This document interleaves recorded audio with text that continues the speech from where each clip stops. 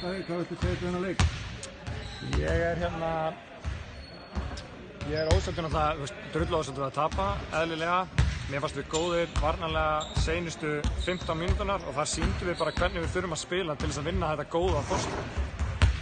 Og þeir voru bara eins og við varum búast vel skipulagðir og drillaðir og leituðu svona í sína styrkleika, en mér fannst við alveg geta stolið þessum og klárlega bara gert miklu betur í fyrirhálfleik.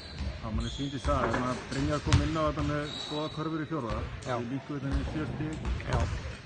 Fyrri hálfleikur var svolítið þannig að Matti var eini sem var að fá okkur að villur þarna. Það 4 villur í fyrri hálfleik, og svo fóru menn að berjast meira í vörninni, en þá þurfti ekki alveg koma sóknarlega.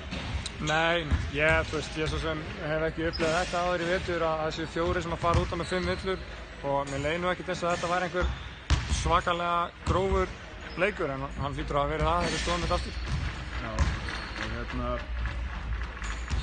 Já, þó virðist að hafa svona smá áhrif, þetta er alltaf pre-season aftur og aftur. Já, auðvitað er auðvelt að fela sig á bak við þá afsökun, en ég meina það á við bæði lið og hvort sem manni líkar að betur að vera, þá er þetta bara staðan sem við erum í og við þurfum að vera fljótir að svona að ná okkur á þann stað sem við viljum vera á, sko, því að þetta er augljóslega ekki nóg til þess að gera eitthvað að viti. Nei, takk kærlega fyrir og gangið bara vel. Takk.